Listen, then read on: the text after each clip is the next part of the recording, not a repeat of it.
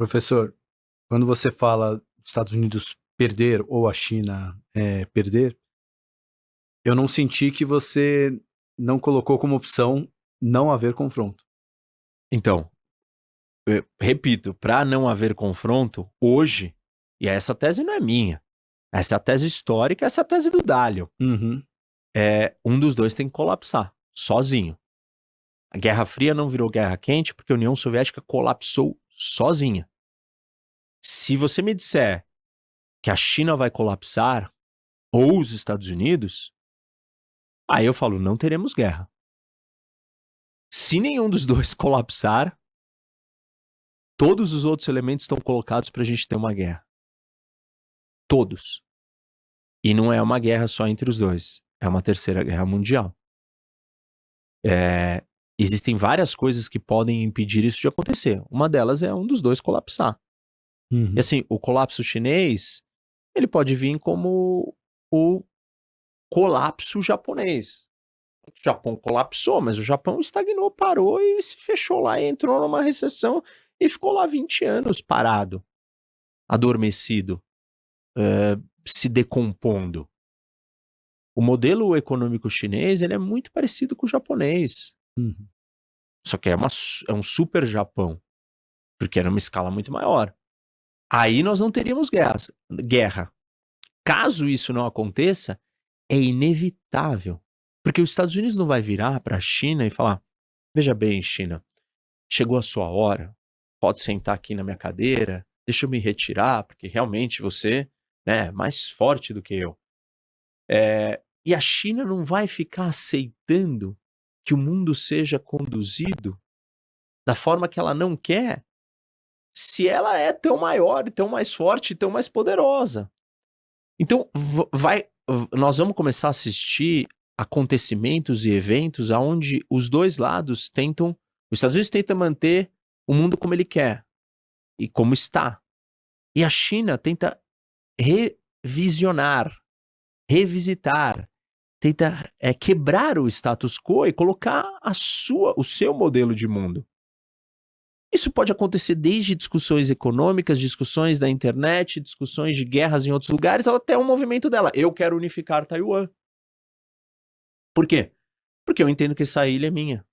Esse território é meu. Todo mundo que vive aí é chinês, já foram parte do meu país, das minhas dinastias. Eu quero Taiwan. E aí os Estados Unidos pode deixar a China ter Taiwan, e se ele deixar, ele vai mandar um recado para o mundo inteiro. Eu sou fraco. E aí a gente tem um problema teórico de análise de alianças e de um fenômeno que se chama equilíbrio de poder. Vocês já jogaram War e você sabe quando alguém no War começa a ficar muito forte, o que acontece? Todo o resto dos jogadores se juntam para enfraquecer. Vários pensadores nas relações internacionais entendem e chamam isso de balance of power. E tem uma literatura vasta que explica que a ideia de equilíbrio de poder é um fenômeno parecido com a política, inerente ao sistema, inerente ao mundo, ele vai acontecer.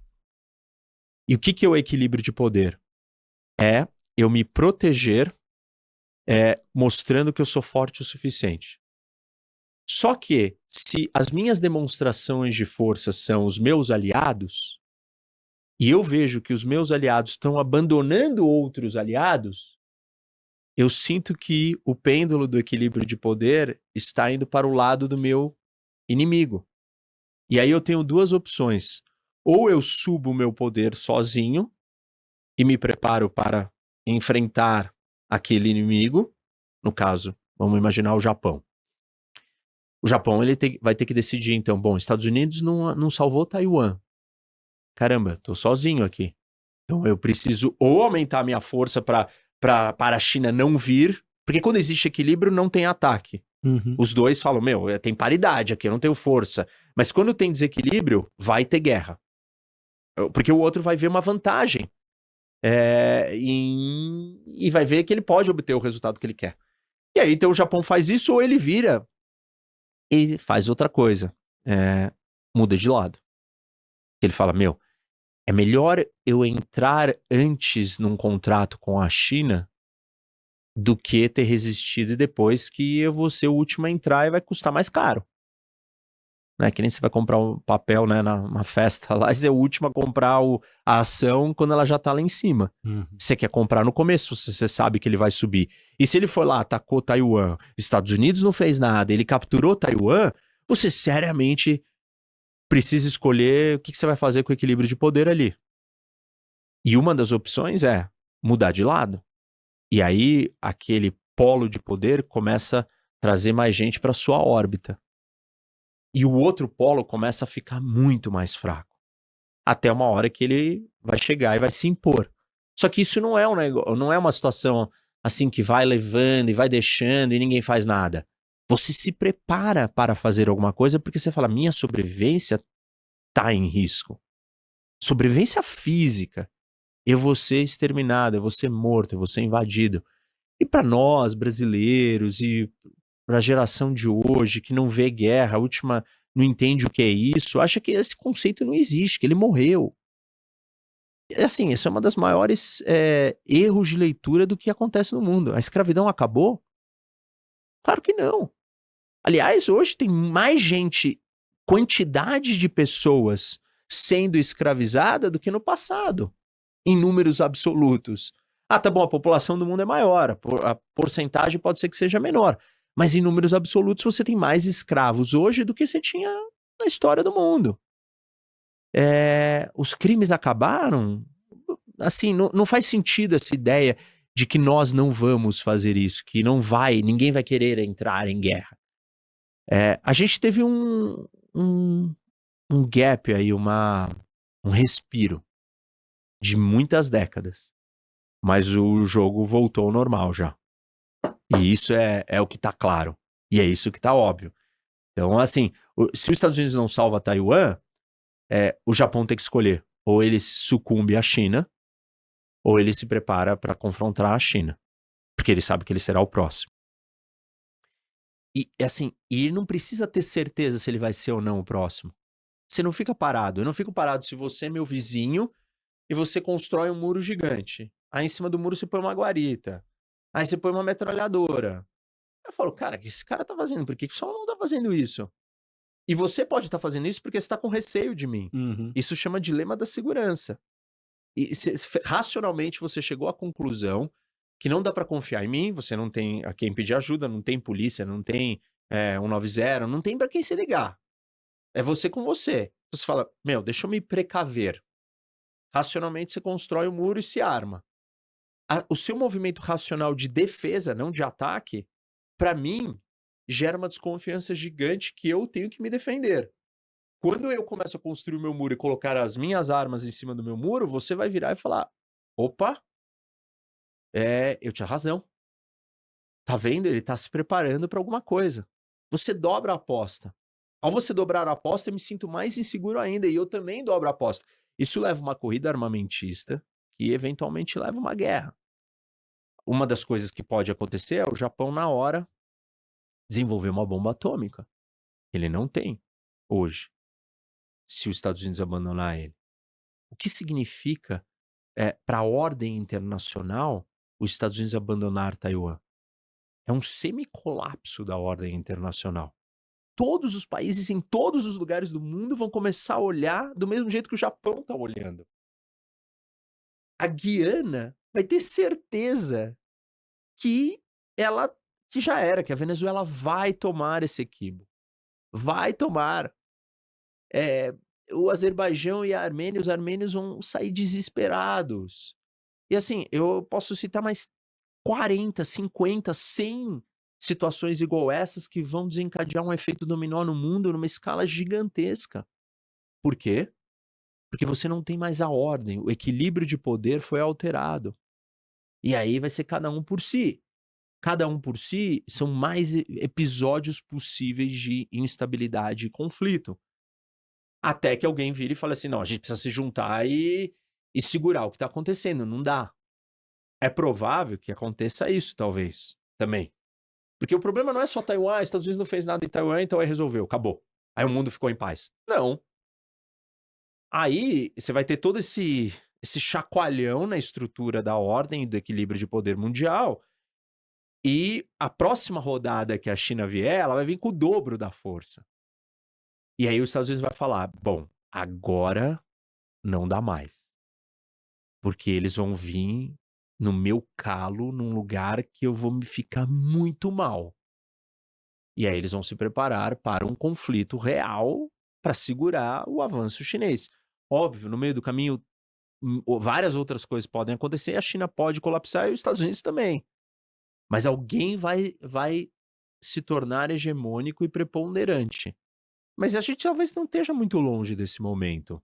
E eu costumo usar uma analogia histórica importante, e aí depois eu vou diretamente para sua resposta, mas eu acho legal as pessoas compararem isso com a história. A Segunda Guerra Mundial, nenhuma guerra mundial começa com uma guerra mundial.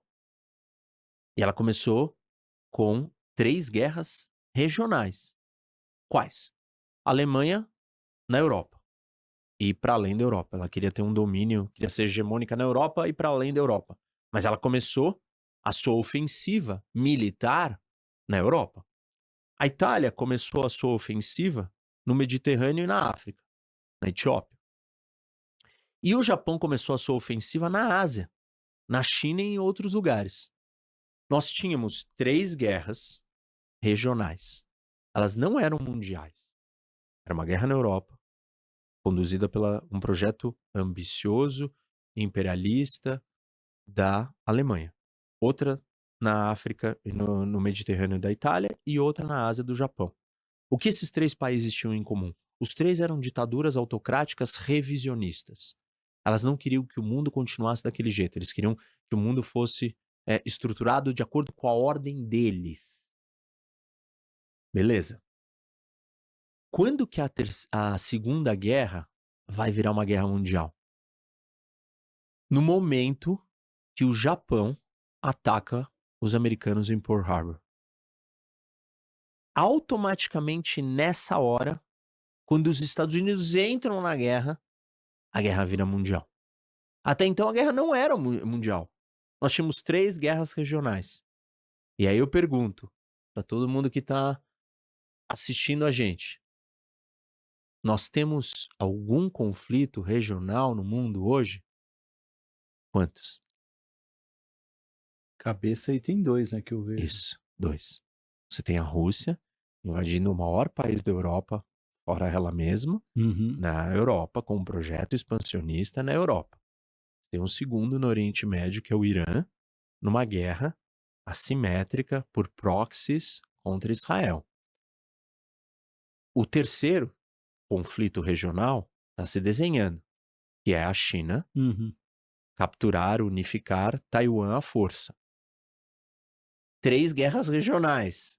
Só que Taiwan é aonde os Estados Unidos vai entrar. E aí, se ele entrar, pronto. A gente tem uma repetição e aí a guerra se torna mundial. Nós já temos 2. E tem uma diferença gigante da Segunda Guerra para hoje.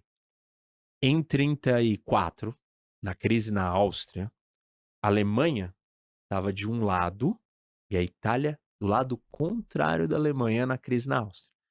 Quando a Itália vai para a Etiópia, a Itália está de um lado e a Alemanha está do lado contrário da Itália.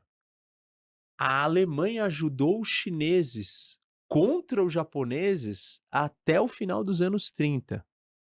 Ou seja, os 3 aliados da Segunda Guerra Mundial que se voltam contra os Estados Unidos, na maior parte do tempo, enquanto eles estavam travando os seus projetos individuais, regionais, estavam em lados opostos. A pergunta hoje é: a Rússia, a China, o Irã, a Coreia do Norte e a Venezuela estão em lados opostos? Não. Não tem guerra na Ucrânia sem drone do Irã. Não tem, a Rússia não tem munição sem a munição da Coreia do Norte. A Rússia não tem o dinheiro que vem da venda do gás e do petróleo sem a China comprar.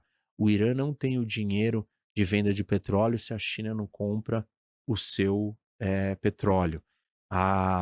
O Irã não tem programa nuclear se a Rússia não ajuda ele. A Venezuela tem Guarda Revolucionária Iraniana e Grupo Wagner russo protegendo o regime do Maduro.